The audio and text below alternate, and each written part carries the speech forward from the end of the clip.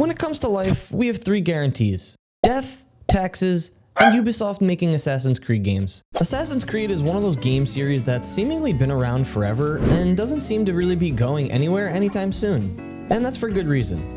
I mean, most people that have delved into the world of Assassin's Creed have found a lot of fun and excitement from what certain games in the franchise provided in terms of overall gameplay and atmosphere. Games like Assassin's Creed 2 or Assassin's Creed Origins allowing you to venture into the world of the Renaissance period or climb the pyramids in ancient Egypt, as well as riding a camel wherever you want. Seriously though, can we please get more camel travel in games? Assassin's Creed has proven that no matter how many bad games Ubisoft puts out, there's always that hope that the next installment of this franchise can be great, I guess except for Valhalla. Recently, I've begun a journey to 100% complete and platinum as many games as I possibly can, and I thought that it was finally time I take on the entire Assassin's Creed franchise. You see, I haven't played all of the games in this franchise, so I figured that it was only right to put myself through the brutal collect-a-thon pain and fully complete every single game in the franchise. Which brings us here today. Assassin's Creed 1. AC1 released way back on November 13th, 2007 for the Xbox 360 and the PlayStation 3. At the time, there weren't many games like it, and the gaming world seemingly welcomed it with open arms. And I don't really feel the need to explain why, because we all kind of know what Assassin's Creed gameplay is like by now.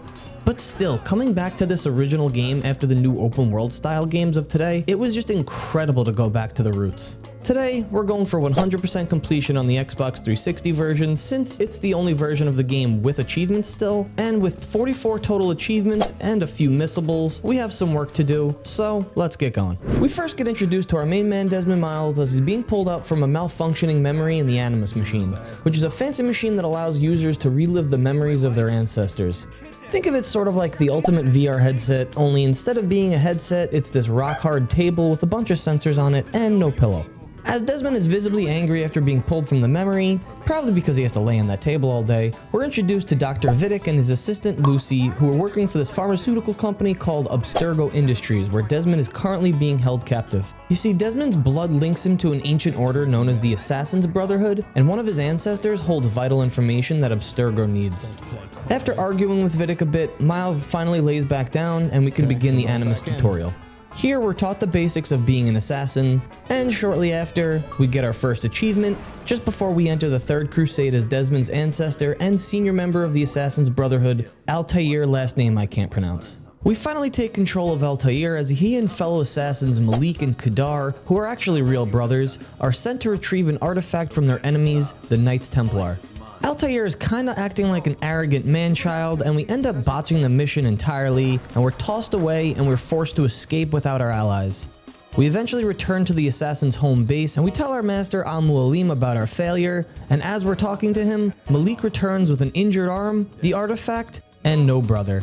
He blames his brother Kadar's death on Altair, saying that he betrayed the Assassin's Code, and just as he finishes his sentence, the base is attacked by Templars. Altair partially redeems himself by jumping into a pile of hay and fighting off the Templar attack on the assassin's home base, but after the attack, and another achievement for completing the attack, Altair is actually demoted and he is ordered to assassinate 9 men in order to regain his previous position and his honor. And finally, here's where the game allows us to go full assassin mode. Now obviously with there being 9 main targets, that means all 9 of those are achievements themselves, but along the way we have plenty more to gather. When we begin, I immediately start collecting these annoying ass flags that you 100% need a guide for. There's just no possible way that anybody gathered any of these flags without a guide. It's just not possible. I don't believe you. That's about it. We then took on our first mission, which kind of introduced us to all the side missions that we're going to take on throughout the rest of the game, and we take the traitor who let the Templars in for the attack to our master, where we have our first cutscene with glitches. Or at least I thought it was the first cutscene with glitches. And these glitches during the cutscenes are super important because you have to interact with at least 85% of them for another achievement later on, which is going to come back to bite me in the ass. But anyway, we earn back some of our gear after the cutscene, including the quintessential hidden blade, and then we make our way to the city of Damascus to take out our first target. On the way there, I collect a bunch more flags around the kingdom, and then I finally make it to the city gates where I sneak in with some priests who are always just so willing to let me into their friend group. They truly are the best friends I've ever had. Once inside the city, I start hardcore parkouring around, climbing sync towers, completing investigations, and palling around with the city guards. And before I knew it, I had another achievement for diving through 20 vendor stalls. Shortly after, I gathered all the information I needed to carry out the assassination, so I made my way on over to the target. After taking a little note from my priest buddies, I hid in plain sight as the target approached me, and then I pounced, leading to another achievement for taking the target out in that manner, as well as another one for taking out the first target in general. We then cut to Desmond as he's woken back up and he's told to get some rest in his room. But before we continue, we have to wait for Vidic to walk away so that we can have a chat with Lucy. And these chats with Lucy are super important because you have to have every possible one so that you can get another achievement later on, and this is another missable achievement, so you don't want to miss any of them. So anytime you finish a memory block, you have to wait for Vidic to leave, and then you want to go and have a chat with Lucy. This is incredibly important. We then go get some rest, and then we hop back into the Animus. We begin to make our way towards Jerusalem for the next target, and again along the way we're collecting flags, sinking towers, and assassinating Templars. Once we make it to the gates, our priest buddies help us again, and then we go back to work on collecting, sinking, and investigating. It's a lot of the same stuff in this game, I swear. And in the middle of me doing all of this in Jerusalem, we get another achievement for 50 assassinations. And not too shortly after that, we get another achievement for 100 kills without dying, just like the savage that Altair is. Now that we've gathered all the information we need again, we can finally go and make our way over to the second target. Only this time, when we arrive, he has the jump on us and we're ambushed. Not being much of a challenge, we're able to take out all the guards and we chase him out into the streets and we take him out for everybody to witness. And just like that, we have another achievement. It was then time to head back to our home base to check in with our master, but before we did that, we gathered the rest of the flags around the home base to get another achievement, and then we had a chat with our master where we gained back our throwing knife ability.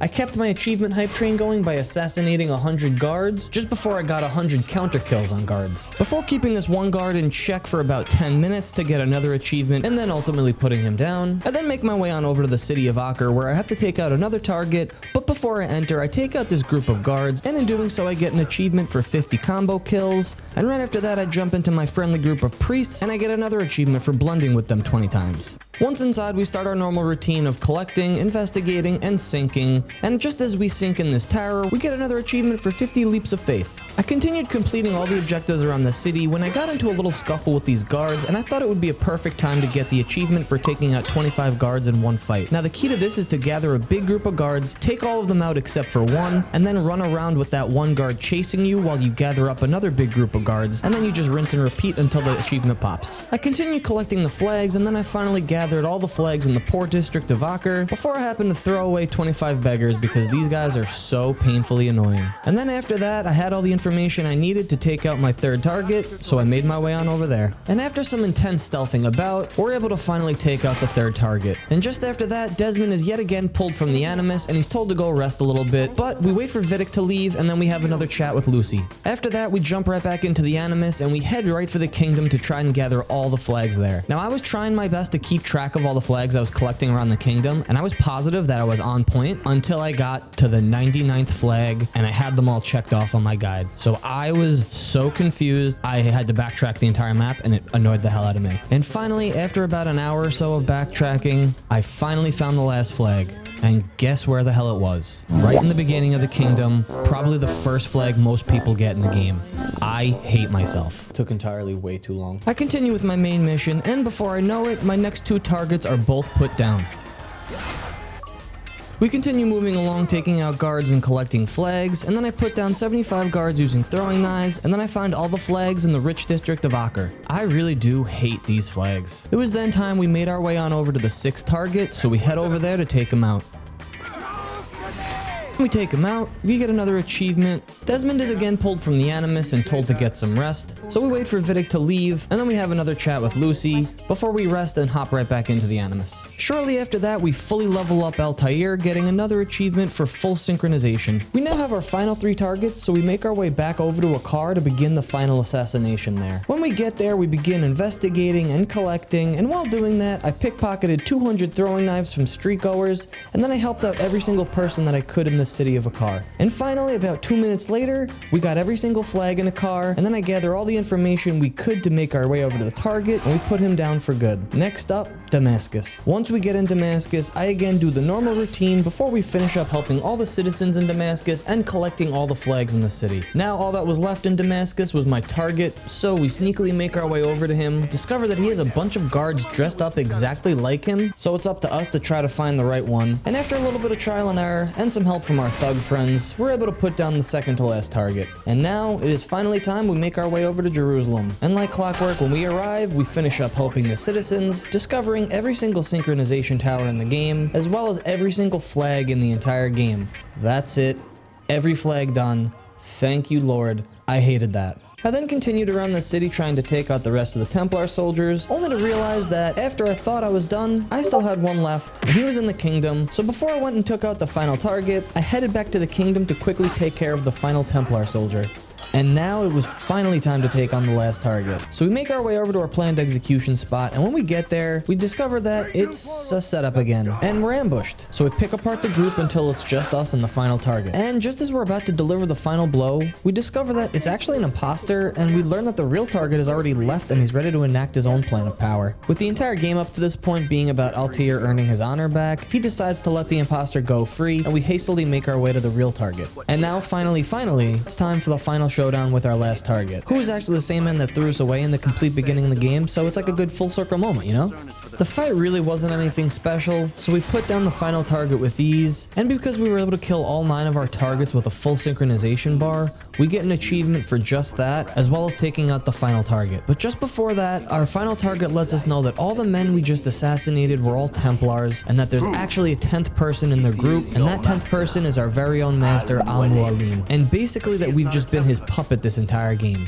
Just as we learn this information, Desmond is yet again pulled from the Animus as there's an attack currently happening at Abstergo. Desmond quickly learns that it's actually the assassins trying to free him, but obviously the attack fails and Vidic kind of rubs it in our face before he leaves and we have to get some more rest. And if you've been keeping up like I have, here we have to have our final conversation with Lucy, but what we find out this time is that she's actually an undercover assassin herself, and that her plan is to help Desmond no matter what. And after that, we finally get the achievement for every single conversation with Lucy. Back in the Animus, Altair heads back to his home base immediately to confront his master Al-Mualim and take the Apple of Eden back from him. And after we take the old man out, we actually activate the Apple of Eden's map, which is the information that Abstergo needed from Desmond all along. So they immediately pull Desmond from the Animus yet again, and then Vidic is ordered to kill him. This is where Lucy steps in and she says that Desmond could still be of use to them, and Vidic agrees, and him and Lucy exit the room. Just as Lucy and Vidic leave, Desmond then gets the eagle-eye vision that Altair had in the game, and he begins to see a bunch of strange drawings all over the floor and walls of his room. And as we walk around to look at them, we get another achievement for completing the game, and then the credits roll, baby. And just like that, we have completed Assassin's Creed 1. Right after the credits, we're given another achievement for seeing all those strange visions in the lab, and then I realized something. I'm missing one achievement. Yeah, remember when I said that there's a bunch of glitches during the memory sequences that you have to interact with for another missable achievement? Yeah, well, I guess I didn't get 85% of them. So I had to go replay memories just to watch cutscenes, basically. It was gonna be so annoying. But to my surprise, after replaying the first mission, I got it immediately. And I got it so quickly that I wasn't even prepared. I wasn't even recording in time. So I just started recording right after. But it doesn't even matter because we did it, baby. Finally, after so much backtracking, after countless pickpocket missions, we did it, baby. 100% completion on Assassin's Creed 1 and earned every single achievement. Now, I don't know about you, but replaying this game has truly brought back so much gaming nostalgia to me. I mean, to go from playing this game when it first released on day 1 to playing it now and going for 100% completion, it's truly a game that stands the test of time. Yeah, I mean, sure, the gameplay itself hasn't aged the best, but overall, I think Assassin's Creed 1 is one of those games that we can all fondly look back on and just simply say, thanks for existing, because without you, this franchise wouldn't be a thing. Hey look, if you made it this far into the video, you are an absolute legend, and it would really mean the world to me if you dropped the subs. I'm trying to get to 1,000 subs over here, so I would greatly appreciate any help. Anyway, thanks for watching, hugs and kisses, I'll see you in the next one. Peace.